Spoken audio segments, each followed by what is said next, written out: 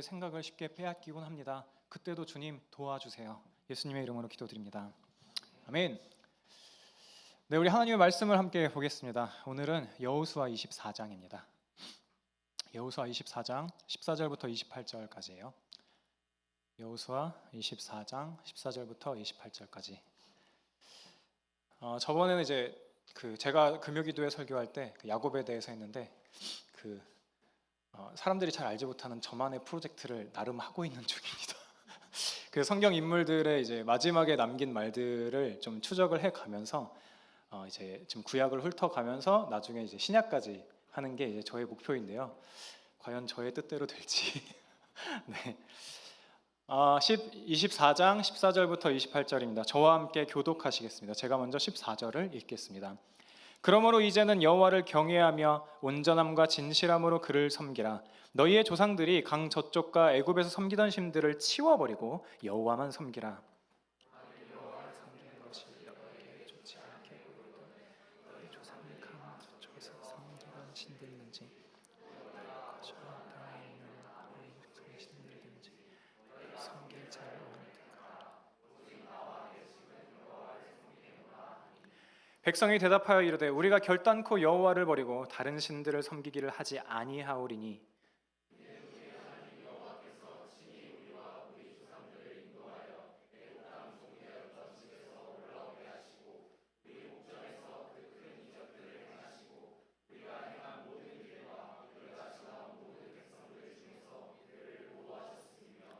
여호와께서 또 모든 백성들과 이 땅에 거주하던 아모리 족속을 우리 앞에서 쫓아내셨음이라. 그러므로 우리도 여호와를 섬기리니 그는 우리의 하나님이심이니이다 하니라.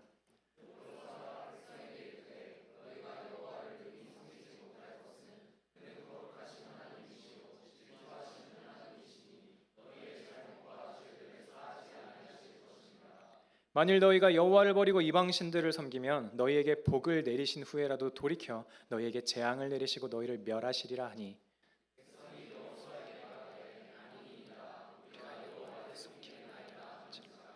여호수아가 백성에게 이르되 너희가 여호와를 택하고 그를 섬기리라 하였으니 스스로 증인이 되었느니라 하니 그들이 이르되 우리가 증인이 되었나이다 하더라.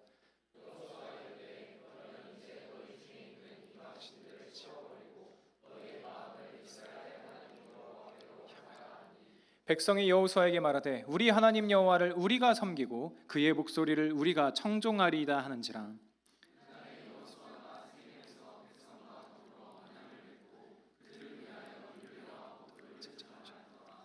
여호수아가 이 모든 말씀을 하나님의 율법책에 기록하고 큰 돌을 가져다가 거기 여호와의 성소 곁에 있는 상수리 나무 아래에 두고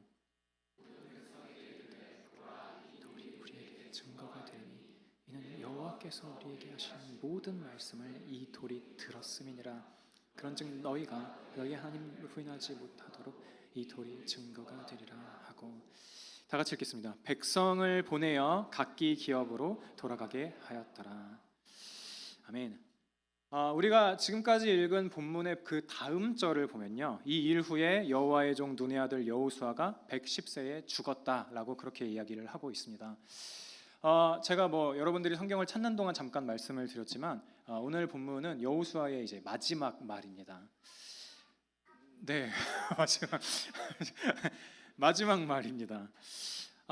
사람의 마지막 말만큼 그 사람의 인생을 보여주는 말이 없는 것 같습니다. 우리는 참으로 많은 말들을 하고 지내기도 하고 이 사람 저 사람들과 대화를 하고 지내기도 하죠.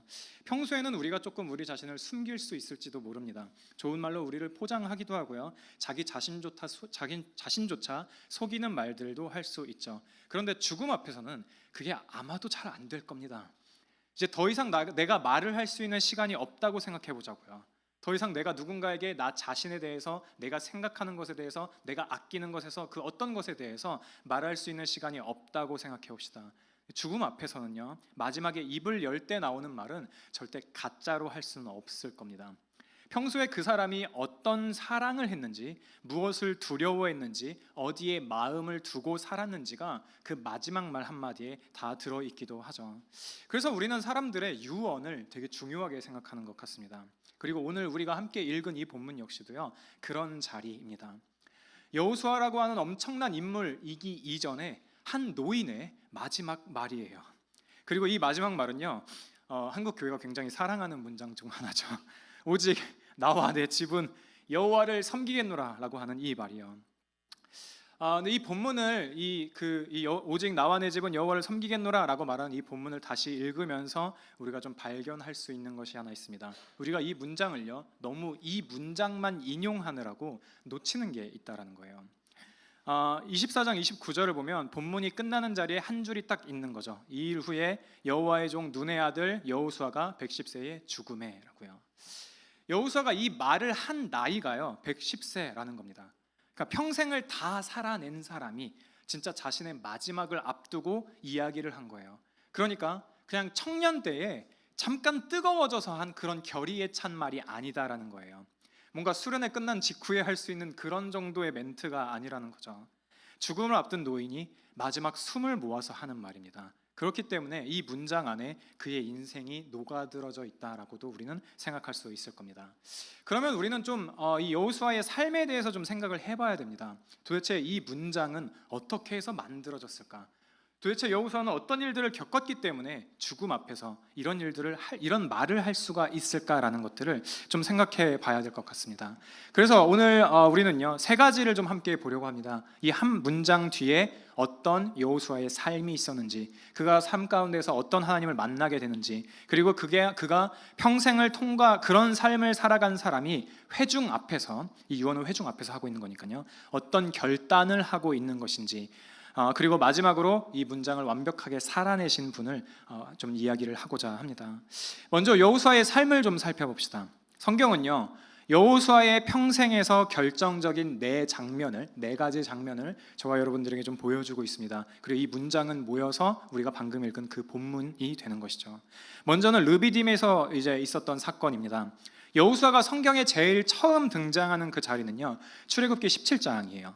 이스라엘이 르비딤이라는 곳에서 아말렉과 전쟁을 하죠. 아마 여러분들 다 어렸을 때부터 많이 보셨을 그런 장면일 겁니다. 여호수아가 등장하고 모세가 명령합니다. 사람들을 택해서 나가서 아말렉과 전투를 해라, 싸워라라고요. 그리고 여호수아가 칼을 들고 백성을 이끌고 나가죠. 그런데 본문에 이제 전투를 이제 보여주는 그런 장면에서 강조하는 것은요 여호수아의 용맹함이 아닙니다. 그가 가지고 있는 전략도 아니에요. 본문은 모세의 손에 무게를 두고 설명을 하고 있죠. 모세가 손을 들면 이스라엘이 이기고 손을 내리면 아말렉이 이기는 그런 장면들이 나오게 됩니다. 모세가 지치니까요 아론과 훌이 그 손을 받쳐드는 그런 장면들을 보게 돼요. 해가 질 때까지 그 손은 들려 있었고 결국 이스라엘이 이기게 되죠. 그럼 여호수아의 입장에서 한번 생각을 해보자고요. 자기가 칼을 들고 나아가서 전투를 벌이고 있습니다. 자기가 백성들을 이끌었어요. 내가 앞장설 테니까 다 같이 싸우자라고요. 아마 전투 중에는 정말 정신이 없었기 때문에 모세가 손을 들었는지 내렸는지 훌이 붙잡고 있었는지 아니었는지 그거를 몰랐을 겁니다. 아마 나중에 누군가로부터 들었을 거예요. 모세가 손을 들을 때는 너희가 이기더라, 손이 내려올 때는 너희가 좀 지더라라고요. 이런 상황 가운데서 여호수아는 뭘 배웠을까요? 나는 내가 생각했을 때 내가 전투의 일선에서 가장 열심히 싸우고 있었던 것 같은데, 나는 목숨을 내놓고 싸우고 있었던 것 같은데 이 일은 내 일이지만 동시에 내 일이 아니었구나.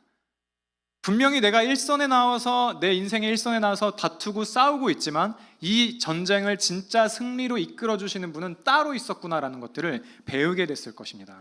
그리고 이게 여호수아가 겪었던 첫 번째 신앙 수업이었다라는 거죠. 그리고 두 번째 장면은요 출애굽기 33장입니다. 모세가 회막에 들어가서요 하나님과 대면해서 말하는 자리예요. 우리가 아는 그 자리죠. 사람이 그의 친구와 이야기함과 같이 여호와께서는 모세와 대면하여 말씀하시며라고요. 그리고 그 다음 절이 굉장히 흥미롭습니다. 모세가 회막에서 하나님과 대면하고 나서 진영으로 돌아갑니다. 그러니까 모세는 이제 할 일 마친 거예요. 하나님을 대면했고 하나님과 교제 나눴고 말씀을 들었어. 그리고 떠나는 거예요. 그런데 한 사람이 거기 남아있죠. 성경이 한 절을 두고요 이 사실을 기록하고 있습니다. 33장 11절 끝부분을 보면요 그의 수종자 눈의 아들 청년 여호수아는 회막을 떠나지 아니하니라.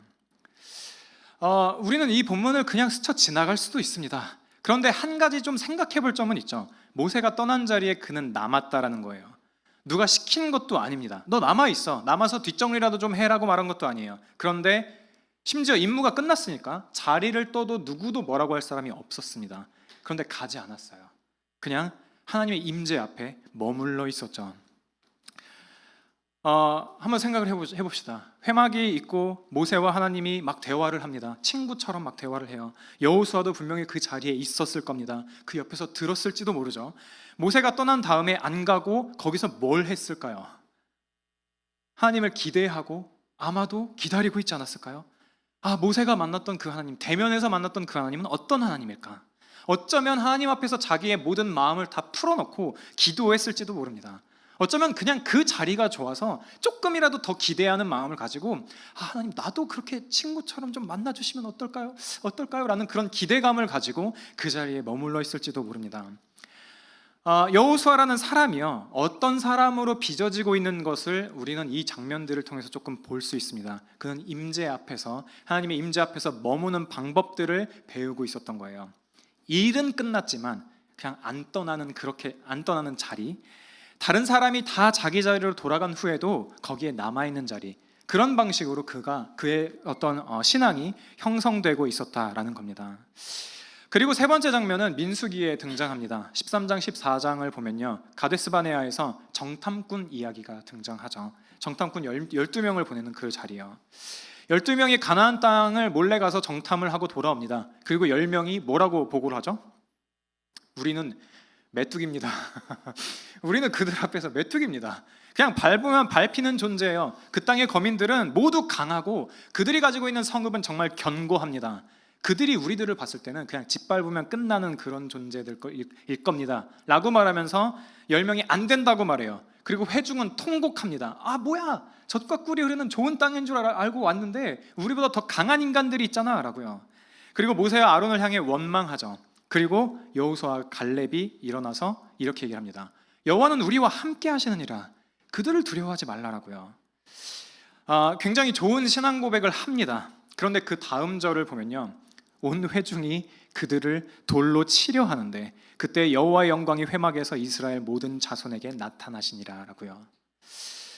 여호수아의 우리가 읽은 본문에서 등장하는 이 신앙 고백이 도대체 어디에서 나왔습니까? 그리고 여호수아가 이 민수기 본문에서 하는 이 신앙 고백은 어디서 나왔습니까? 자기가 돌 맞을 자리에서 나왔어요.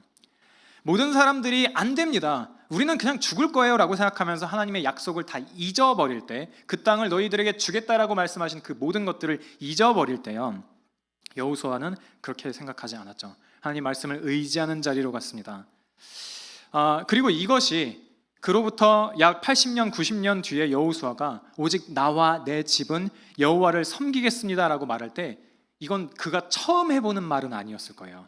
이미 목숨을 걸고 다수 앞에서 하나님을 선택한 경험이 있었던 거죠. 그리고 나서 다시 인생의 마지막에 이런 고백을 했던 것입니다. 그리고 나서 여리고도 우리가 빼놓을 수 없습니다. 여호수아 5장을 보면요, 가나안 정복을 막 시작하려는 시점이에요. 그리고 여리고 성을 앞두고 있고, 그가 어떻게 보면 가장 그에게 있어서 유명한 인생 최대의 일을 시작하려고 하는 그 시점입니다. 여리고에 가까이 갔을 때요, 어떤 사람이 칼을 빼들고 마주섰죠. 여호수아가 물어봅니다. 너는 우리를 위하느냐 우리의 적들을 위하느냐라고요. 이 질문은 당연히 해야 될 질문입니다. 전쟁터에 나간 그 장수가요, 당연히 내 앞에 있는 칼 빼들고 있는 존재가 아군인지 적군인지를 파악해야 되는 그런 자리이기 때문에 당연히 물어봐야 되는 질문이었어요. 당신은 우리 편이에요, 적군이에요? 라고요. 근데 그 사람의 대답이 약간은 충격적입니다. 아니라 나는 여호와의 군대 대장으로 지금 왔노라 라고 얘기를 하고 있어요. 어느 편도 아니라고 합니다. 그분의 편이, 여호와의 편이 따로 있다라는 거예요. 그러니까 여호수아의 편이냐 아니냐가 아니라 여호와 하나님의 편이고, 너희들이 여호와의 편에 합류해야 된다라고 말하고 있는 거예요. 이 대답이 여호수아에게 가르치고 있는 것은 또 무엇일까요? 가나안 정복이라고 하는 거대한 프로젝트가 자기 작전이 아니다라는 거예요. 이미 그 자리, 이미 약속하신 그 자리에 계신 분의 일에 여호수아가 오히려 합류하는 일이다라는 거죠. 자기 계획이 아니라 그분의 작전으로 들어가는 일, 그 광경 앞에서 여호수아는 신을 벗을 수밖에 없게 됩니다. 저는 지금 4가지의 장면을 여러분들에게 소개를 했습니다. 그리고 르비딤이 그 여호수아에게 가르쳤죠. 내 일이지만, 내 일이고 내 작전인 줄 알았지만 사실 내 일이 아니구나. 하나님께서 해주시는 일이구나라는 것들이요. 그리고 회막 사건을 통해서 그를 빚어가시는 하나님을 만났습니다. 하나님의 임재 앞에 머무는 것들을 배웠죠. 가데스가 그를 단련시켰습니다. 다수의 하나님의 말씀을 믿지 않는 사람들, 심지어 나를 돌로 치려고 하는 그런 것들 가운데에서도 하나님의 약속을 신뢰하는 방법들을 배워가게 됐어요. 그리고 여리고가 그를 다듬었죠. 이미 내 작전 앞에, 내가 세운 지혜 앞에 약속하신 하나님이 계시는구나 라는 것들을 그가 그렇게 배워왔습니다. 그런 삶을 살아간 여호수아가요, 오늘 본문의 고백을 할 수 있었던 거죠. 오직 나와 내 집은 여호와를 섬기겠다라고요. 이 한 문장의 신앙 고백을요, 하나님께서는 여호수아라는 인물의 한 평생을 거쳐서 만들어 가십니다. 저와 여러분들이 통과하고 있는 길 역시도 마찬가지일지도 모릅니다. 어쩌면 우리들은 진로가 막막할지도 모릅니다. 여전히 풀리지 않는 관계 가운데 있을 수도 있죠. 어떤 것들을 기다리는 데에 너무나도 계속해서 기다려서 이걸 포기해야 되나 말아야 되나 그런 생각을 할지도 모릅니다. 그런데요, 그 모든 여러분들의 삶 가운데에서 하나님께서 역사하시면서 여러분들의 삶을 빚어가신다라는 것들을 잊어서는 안 됩니다. 인생이라는 시간을 들여서 하나님께서는 저와 여러분들을 하나님의 손에 맞는 모습으로 빚어가시는 거예요. 그리고 본문 14절부터 27절까지를 좀 가만히 보면요, 굉장히 재밌는 구조를 좀 볼 수 있습니다. 백성이 좀 결단을 해요. 근데 한 번도 아니고 한 3번 정도 결단을 합니다. 그리고 여호수아는요, 되게 얄궂게도 그 3번의 결단을 다시 3번 더 물어보는 거예요. 첫 번째로 14절에서 여호수아가 회중에게 이렇게 말하죠. 그러므로 이제 여호와를 경외하며 온전함과 진실함으로 그를 섬길 것이라. 너희의 조상들이 강 저쪽과 애굽에서 섬기던 신들을 치워버리고 여호와만 섬기라 라고 얘기를 하고 있습니다. 이 명령은 꽤나 충격적인 이야기입니다. 지금 이 시점이 가나안 정복이 다 끝난 시점이에요. 소위 말하는 약속의 땅에 들어와 있다고요. 그리고 안식을 누리고 있어요. 광야의 모든 시험은 끝났어요. 광야라고 하는 정말 이스라엘 입장에서는 너무나도 짜증나고 심지어는 가혹하기도 했던 그 땅을 이미 떠나와서 자기 나름대로의 안식을 누리고 있는 그런 시점이라고요. 그런데 여호수아가 뭐라고 하냐면요, 치워버리라라고 얘기를 해요. 뭔가 치울 건덕지가 있으니까 치우라고 했겠죠. 그들은요, 여전히 가지고 있었던 겁니다. 하나님께서 자기 자신을 가나안으로 이끌어 주셨음에도 불구하고, 많은 기적들을 봤음에도 불구하고, 광야 가운데서 자기 자신을 먹이시는 하나님을 많이 만났음에도 불구하고, 그렇게 그 가운데에서는 광야에서 거의 평생을 보냈던 사람들이 있었음에도 불구하고 여전히 치워버려야 할 것들을 끌어안고 있었던 겁니다.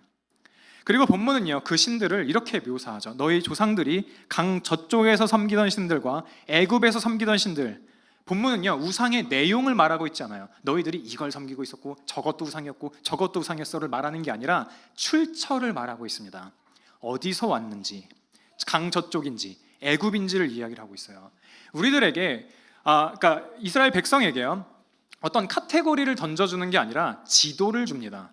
이 두 좌표를 우리들에게 얘기를 해주고 있어요. 그리고 이 두 좌표를 생각하면서 너희들이 가지고 있는 우상이 뭔지를 생각해보라라는 거죠. 그리고 첫 번째 좌표는 강저편입니다. 24장 2절을 보면요, 아브라함의 아버지 나홀의 아버지 데라가 강 저쪽에 거주하여 다른 신들을 섬겼으나, 여기서 말하는 강저편은요, 단순히 지리적인 표시만을 말하는 게 아닙니다. 그들의 조상이 살았던 그런 자리죠. 물려받은 그런 자리요. 그러니까 아브라함이 부르심을 받기 이전부터 그 집 안에 흐르고 있었던 것이 분명히 있었죠. 저와 여러분들에게도 강 저편과 같은 역할을 하는 것들이 분명히 있을 겁니다. 저와 여러분들이 신앙생활을 하기 이전에 어떤 세계가 있을 거예요. 우리가 의식하기도 전에, 우리가 선택하기도 전에 우리 안에 이미 새겨져 있는 진리 같은 것들이 있죠. 어떤 분에게는요, 어릴 때 들어온 말들이 있을 거예요. 그게 진리처럼 느껴지는 게 있을 겁니다. 공부 잘해야 돼. 아니면 네 인생 끝나는 거야. 저는 좀 들은 것 같은데, 이런 문장이요, 끊어지지 않고 평생 따라오기도 하죠. 어른이 되어서도요, 신앙을 가지고 나서도요, 어떤 일이 잘 안 풀리면 그 문장이 먼저 떠오르는 거예요. 그리고 그게 우리들의 마음을 굉장히 흔들어 놓기도 한다는 거죠. 어떤 분들은 이런 말들을 어렸을 때부터 가정에서 들었을지도 모릅니다. 나는 너만 보고 산다. 너가 잘 돼야 돼. 너가 우리 집의 기둥이야 라는 말들이요. 이거는 굉장히 부모님들의 애정어린 표현이기도 하지만, 그걸 듣는 자식들의 입장에서는 정말 그래야만 할 것 같은 그것들을 뭔가 책임지지 못하면 엄청난 죄책감으로 느껴지기도 합니다. 그 책임감의 부담감은 꽤나 우리들을 힘들게 만들기도 하고 끊을 수 없는 의무감으로 우리들을 평생 따라오게 되기도 하죠. 또 어떤 분들에게는요, 이런 말들이 진리처럼 느껴지기도 합니다. 남들 보기에 부끄럽지 않게 살아야지라는 말이요. 이 한 문장이 인생의 모든 결정을 만들기도 합니다. 아, 맞아. 부끄럽지 않게 살아야지. 부끄럽지 않은 직장을 정해야지. 부끄럽지 않게 결혼해야지. 부끄럽지 않게 아이를 키워야지. 그렇게 남들의 시선으로 기준을 삼게 되기도 한다는 거예요. 누가 그렇게 끊임없이 가르쳐준 게 아닌데도 우리는 이 한 문장에 우리들의 인생을 맡겨버리기도 한다는 거예요. 그리고 또 어떤 분들에게는 뒤처지면 안 돼 라는 것이 엄청나게 큰 두려움으로 우리들에게 새겨진 한 문장이 존재하기도 하죠. 더 빨리 무언가를 해야 돼. 더 많이 뭔가를 가져야 돼. 더 높이 올라가야 돼라는 이 압박감은요, 멈추지 않습니다. 믿음을 가지게 된 이후에도 마찬가지예요. 그 압박이 교회 안에서도 계속되기도 하죠. 이런 마음들이 우리가 예수님을 만난 이후에도 우리가 신앙을 가졌음에도 불구하고 이 모든 것들이 정말 우리에게서 치워졌는지를 한번 생각해 봐야 된다는 거예요. 때로는 우리는 자유함을 누립니다. 언제요? 복참자 읽은 직후요. 복참자 읽은 직후 저는 한 2시간은 가는 것 같은데 여러분들은 어떨지 모르겠습니다. 자유함을 느낍니다. 그런데 그렇지 않을 때도 너무나도 많이 있죠. 우리는 여전히 우리 안에 치워야 할 것들을 너무나도 많이 갖고 살아갑니다. 그렇기 때문에 잘 살다가도요, 어떨 때마다 그 순간이 막 튀어나오는 거예요. 자녀에게 화낼 때 우리 부모님이 하시던 그 말이 우리 입에서 나오기도 하는 거예요. 직장에서 평가받을 때요, 내 평생 이제 그리스도 안에서 넌 완전히 자유로워 라면서 생각했던 그 떨쳐버린 줄 알았던 열등감이 다시 올라오게 되기도 하죠. 결혼하고 시간이 지나면 내 안에 내가 그토록 싫어했던 모습이 있다라는 것들을 발견하게 되기도 합니다. 그런가요? 네, 그렇죠. 이게 우리들의 강저편입니다. 데라의 집에 흘려서 아브라함에게까지 이뤄진 그것들이 우리들에게도 있는 것이죠. 그리고 두 번째 좌표로 이야기를 하고 있는 것은 애굽입니다. 우리가 통과해온 세계예요. 살아남기 위해서 의지했던 것들, 광야를 통과했어도 떨어지지 않은 것들이죠. 출애굽한 백성들이요, 광야에서 가장 그리워했던 게 뭐였습니까? 민수기 11장 5절이에요. 우리가 애굽에 있을 때에는 값없이 생선과 오이와 참외와 부추와 파와 마늘들을 먹은 것이 기억나거늘이라고요.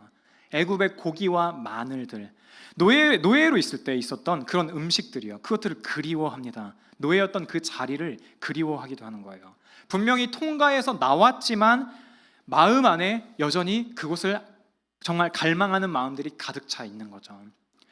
여러분들은 어떻습니까? 믿음을 갖기 이전에 내가 내 인생을 내 맘대로 결정하던 그 자리가 그립습니다.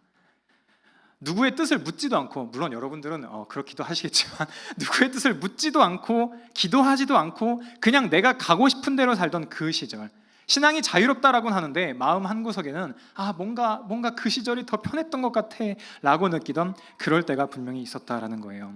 그게 우리들의 애굽이다라는 거죠. 분명히 통과해서 나왔지만 여전히 마음 안에 살아있는 그런 지역이 있다라는 거죠.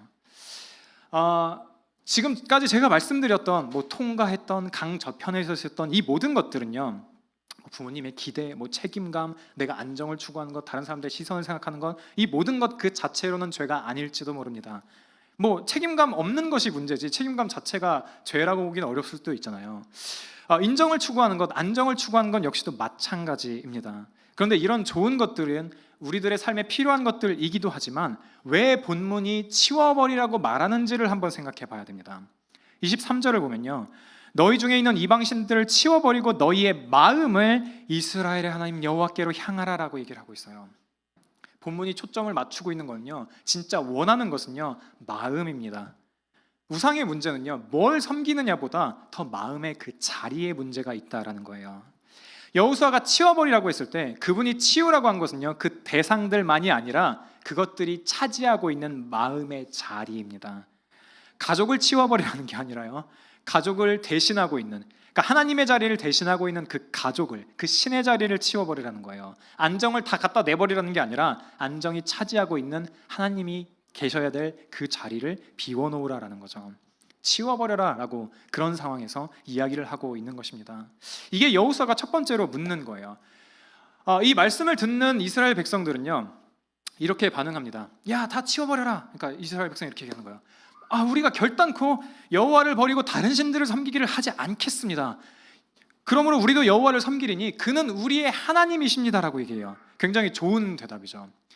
제가 그 소그룹을 할 때 예를 들어 친구들이 이렇게 대답했으면 굉장히 박수 쳐주면서 역시 먹혔구나라고 생각할지도 몰라요. 그런데요, 저 같으면 그렇게 받아줬겠지만 여호수아는요 받아주지 않습니다. 오히려 이렇게 얘기를 하죠. 너희가 여호와를 능히 섬기지 못할 것은 그는 거룩하신 하나님이요 질투하시는 하나님이시니 너희의 잘못과 죄들을 사하지 아니할 것임이라 라고 얘기를 하고 있어요. 아니, 좀 이 장면에서 조금 이상하다고 느껴졌습니다. 여호수아가 나와가지고 야, 나와 내 집은 여호와 하나님 섬길 거야. 그러니까 너희들도 결단을 해. 지금 무엇을 고를지, 뭐 강 저편에 있던 애굽에 있던 어떤 신들을 섬길지 결정해. 오, 그렇군요. 제가 하나님 여호와만 섬기겠습니다. 그런데 여호수아의 대답은 다시 이렇게 하는 거야. 아니, 안 될 거야. 아니, 너희들은 그렇게 할 수 없을 거야. 너희들은 여호와를 섬길 수가 없어 라고 이렇게 얘기를 하는 거예요. 그러니까 되게 좀 이상한 거죠. 결단을 했는데 아니, 너는 못해 라고 하는 거예요. 아니, 결단을 요구라도 하지 말든가. 결단을 요구해놓고서는 아니, 너희들은 할 수 없어 라고 얘기를 하는 거예요. 왜 이렇게 얘기를 하는 걸까요? 바로 이어지는 본문에서는요, 하나님이 어떤 분이신지에 대해서 여호수아는 이 얘기를 하고 있습니다. 첫 번째 이유는 하나님이 누구신가를 이야기를 하고 있는 거예요. 여호수아의 대답은 이렇습니다. 그는 거룩하신 하나님이야. 그는 질투하시는 하나님이야 라고 얘기하고 있는 거예요. 여호수아는요, 우리의 결단의 무능력함을 말하면서 동시에 하나님의 어떠하심을 이야기를 하고 있어요. 우리가 능히 할 수 없는 이유가 우리가 약해서일 뿐만 아니라 하나님께서 함부로 우리가 절대 충족시켜줄 수 없는 어떤 분이기 때문인 거죠. 하나님이 거룩하시다라는 것의 그 뜻을 한번 생각해 보자고요. 우리와 구별돼서 완전히 차원이 다른 차별적인 존재라는 뜻이잖아요. 질투하신다라는 것은 무엇입니까? 그분은 우리들의 전부를 원하신다는 뜻이죠. 우리들의 일부만이 아니라 우리들의 모든 것들을 원하는 하나님이다라는 거예요. 단순히 우리가 가볍게 그냥 내가 결단하면 되지라고 생각할 때 여호수아는요, 우리에게 그분이 누구인지를 보여주는 겁니다. 그리고 그분 앞에서 우리들의 결단이 얼마나 작은 거였는지, 얼마나 가벼운 거였는지를 보여줍니다. 우리가 우리들의 힘만으로 그분을 따른다라고 말하는 그 결단이요. 그리고 여호수아가 이렇게 이야기한 이유는요, 여호수아가 너무나도 많은 광경을 봤기 때문입니다. 여호수아는요, 이스라엘 백성의 결단이 정말 힘없이 무너지는 것을 한평생 봐왔던 사람이에요. 시내산 아래에서 백성이 결단한 지 며칠도 안 돼서 금송아지를 만든 것을 봤습니다. 가데스바네아에서는요, 한번 결단해놓고 약속의 땅 안 갈래요라고 말하는 이스라엘 백성을 봤어요. 광야에서 있었던 조금만 힘든 일이 생겨도 그 모든 원망을 하고 그 모든 반역을 저질렀던 것들을 눈으로 직접 본 사람들이었습니다. 그렇기 때문에 그는 이스라엘 백성들에게 더 굳게 결심해. 너희들이 하지 못하는 이유는 너희들의 결심이 부족했기 때문이야 라고 말하지 않아요. 결심으로 절대 할 수 없는 자리가 있다라는 것을 오히려 정직하게 보여주는 거죠. 우리가 결심으로 절대 할 수 없는 자리에 와 있다라는 것, 결심을 더 강하게 한다고 해도 결코 이룰 수 없는 것이 있다라는 것을 인정하라고 얘기해 주는 겁니다. 그러자 백성들은 또 어떻게 이야기를 합니까? 아닙니다. 아니에요. 우리가 여호와를 섬기겠습니다라고 얘기를 합니다. 이게 백성의 두 번째 결단입니다. 조금 흔들려도요, 다시 결단해요. 더 강하게. 아니에요, 우리 할 수 있다고요. 우리가 섬기겠다라고요. 그러면 여호수아가 이제 받아줄까요? 22절에서는 이렇게 이야기를 하고 있습니다. 여호수아가 백성에게 이르되 너희가 너희를 위하여 여호와를 택하고 그를 섬기리라 하였으니 너희가 너희에게 증인이 되었느니라. 그들이 이르되 우리가 증인이 되었나이다 라고 얘기를 합니다. 여호수아는요, 이 결단을 했다고 잘했다고 칭찬해 주거나 그러진 않습니다. 결단을 오히려 증언으로 만들어 버리죠. 너희들이 한 말이 너희들이 증언할 거야. 결단이 자기 자신을 향한 법정적인 무게를 가지도록 하는 겁니다. 물론 여기에도 함정은 있습니다. 이스라엘 백성은요, 제가 여호와 하나님을 따르겠습니다라고 말했지만 결단코 강 저쪽과 애굽에서 섬기던 신들을 제가 버리겠습니다, 치워버리겠습니다라고 고백을 하진 않았어요. 치워버리라는 그 명령에 순종을 하진 않았습니다.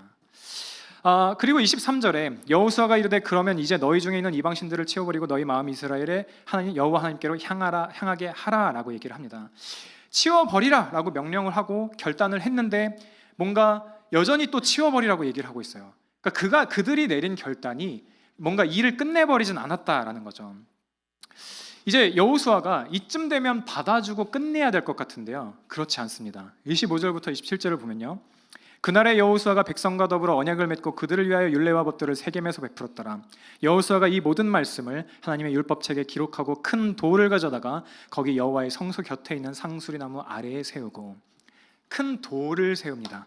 그리고 27절에서 그 돌의 역할을 부여하죠. 보라, 이 돌이 우리에게 증거가 되리니 이는 여호와께서 우리에게 하신 모든 말씀을 이 돌이 들었음이라. 그러므로 너희가 너희의 하나님을 부인하지 못하도록 이 돌이 증거가 되리라 라고 얘기하고 있어요. 얘들아, 이 돌이 들었어. 그리고 이 돌이 증거가 될 거야 라고 얘기를 하고 있습니다. 이 돌은요, 그 시대 때 두 사람이 뭔가 약속을 맺을 때, 한 무리가 함께 결단을 할 때 그것을 기억하는 사람만으로는 부족했어요. 왜냐하면 사람은 잊어버리니까요. 그 약속들에 대해서 디테일한 것들을 모르니까요. 사람은 때로는 죽기도 하니까요. 사람의 마음이 바뀌기도 했기 때문에 그들은 돌을 세웠습니다.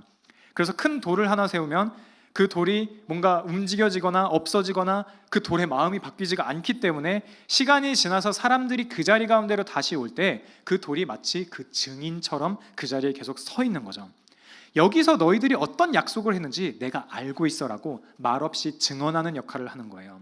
그래서 어떤 신학자들은요, 그 돌에 그들 사이에서 있었던 약속을 새겨놨을 수도 있다라고 그렇게 주장하기도 합니다. 그래서 본문에서 여호수아가 세운 이 돌은요, 법정의 증인과도 똑같은 무게를 가지고 있습니다.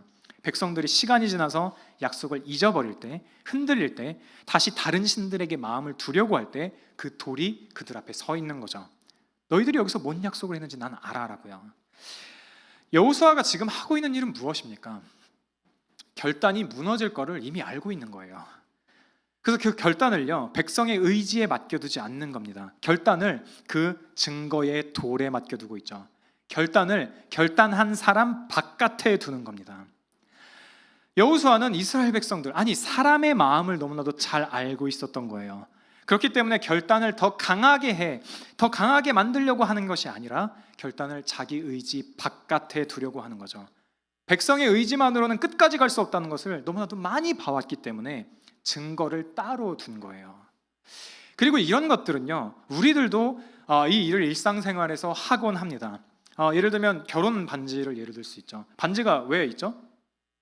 그 사람을 사랑해서만 있는 게 아니에요. 사랑이라면요, 여러분 마음만 있어도 충분하잖아요. 그런데 우리는 그 사랑을요, 반지에 맡기기도 하죠. 왜죠? 사랑하는 마음이 항상 같은 강도로 있지 않다는 것을 알기 때문이에요. 어떤 날은 매우 뜨겁습니다. 어떤 날은 막 애정이 넘쳐요. 어떤 날은 막 너무 끌어안고 싶고, 어떤 날은 막 손도 잡고 싶고, 어떤 날에는 너무 칭찬만 해주고 싶어요. 다 긍정적인 말만 하고 있죠. 저는 다른 말은 할 수가 없어요. 그래서 그렇다는 거를 우리도 알고 있는 거예요. 그래서 마음의 바깥에 증인을 둔 거죠. 손가락의 반지가 우리 대신 기억해 주는 겁니다. 우리 사랑하기로 약속했어라고요. 결혼식에 증인이 있는 이유들도 마찬가지죠. 신랑 신부가 잊어버려도 그 증인들이 기억할 때니까요. 두 사람의 약속을 그 사람 바깥에 두는 겁니다. 이게 결혼이라는 자리예요. 또 자녀를 키우신 분들은 또 이런 걸 잘 알 겁니다. 자녀가 어렸을 때 사진을 엄청나게 많이 찍죠. 저도 장난이 아닙니다. 엄청나게 많이 찍어요. 그동안 이제 핸드폰 용량이 부족한 적이 없었는데 맨날 부족해요. 막 일기를 쓰기도 합니다. 막 100일 잔치할 때 찍고, 처음 걸음을 옮겼을 때 동영상을 찍고, 막 처음 말할 때 녹음하고, 처음 학교 갈 땐 또 어떨까요? 그 모든 자리를 기록으로 남기려고 합니다. 왜 기록으로 남기죠? 기억나니까 사진을 찍을까요? 아니에요. 잊을 테니까요. 그때 그 기억들이 잊혀질 테니까요. 그러니까 사진을 찍는 거예요. 그렇지만 그 순간이 너무 소중하니까 우리들의 마음이 그 순간을 기억하지 못할 것들을 분명히 알고 있으니까 우리들의 바깥에 두는 거죠.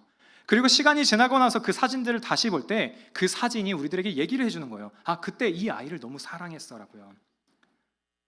그 사진이 우리들에게 증인이 되는 거죠. 우리 마음 바깥에 있는 증인이요. 시간이 지나서 마음이 식어도 사진은 그대로 그 자리에 있는 겁니다. 그리고 여호수아가 백성에게 한 일이 이거예요. 그들 결단을 그들 안에만 두면 반드시 무너질 걸 아니까 그들 바깥에 증거의 돌을 세운 겁니다. 너희가 잊어버려도, 너희가 흔들려도 이 돌은 기억할 거야 라고요.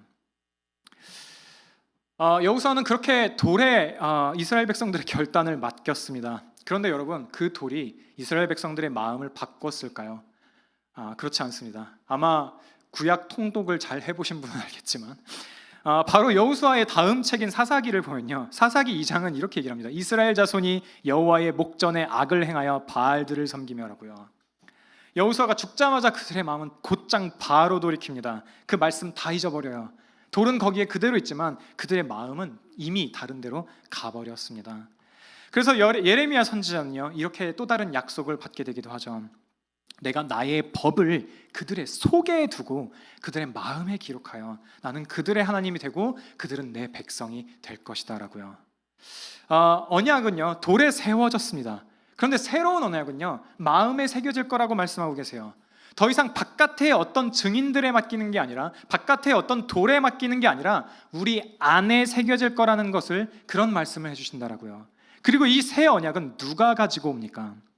히브리서 4장 8절을 보면요, 만일 여호수아가 그들에게 안식을 주었더라면 그 후에 다른 날을 말씀하지 아니하셨으리라.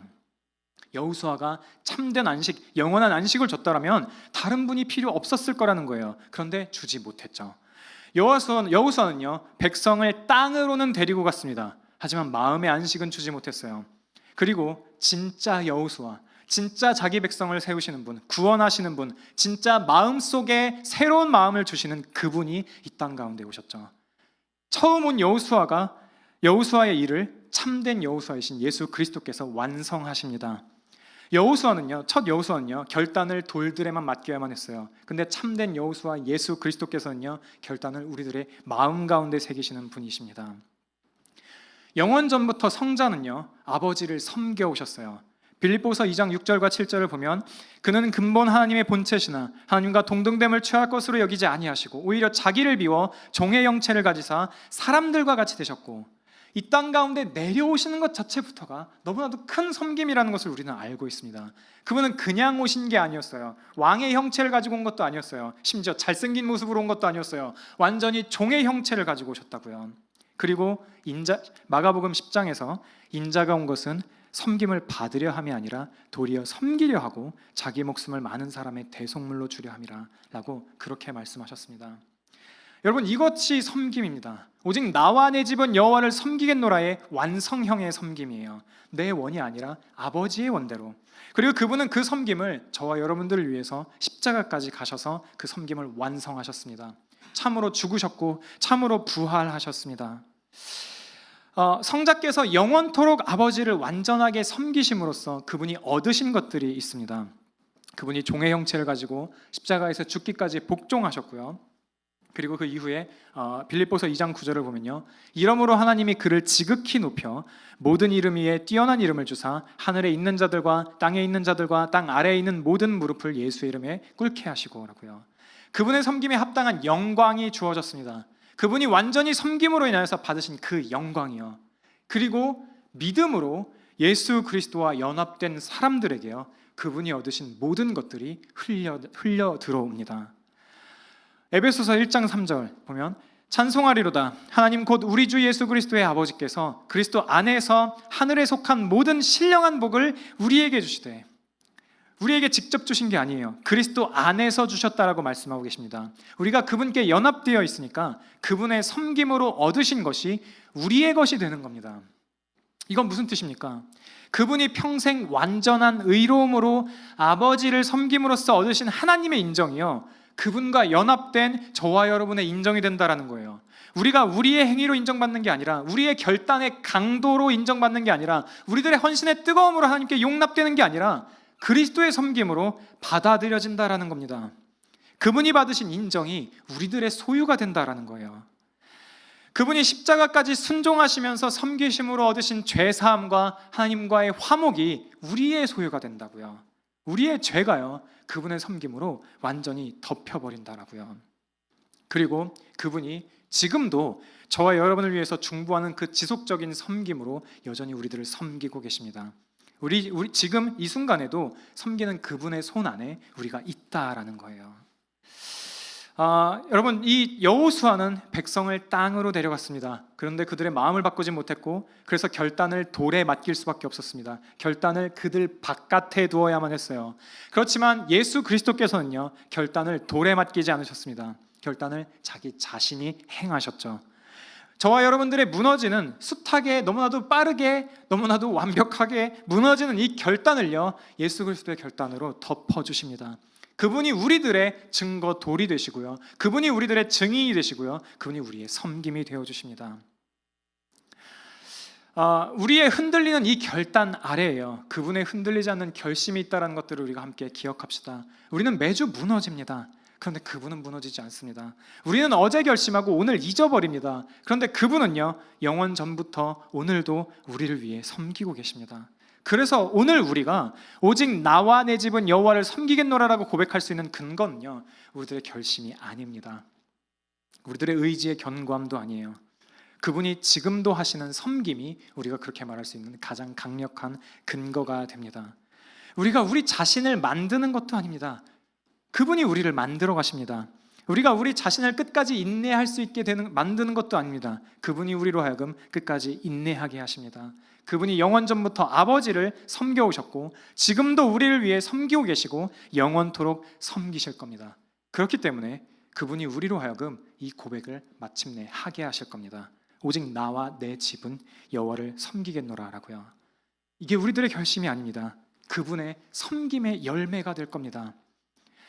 평생 지금도 영원토록 함께 하시는 그 손이요, 우리 안에서 이 고백을 빚어가실 겁니다. 그렇기에 지금도 영원토록 우리들을 섬기는 그분께 우리를 맡겨드립시다. 그분이 여러분 안에서 이 마지막 문장, 오직 나와 내 집은 여호와를 섬기겠노라, 이 말을 반드시 빚어내실 테니까요. 우리 함께 찬양하고 기도하면 좋겠습니다. 우리 전능하신 나의 주 하나님은 함께 찬양하고 같이 기도하겠습니다.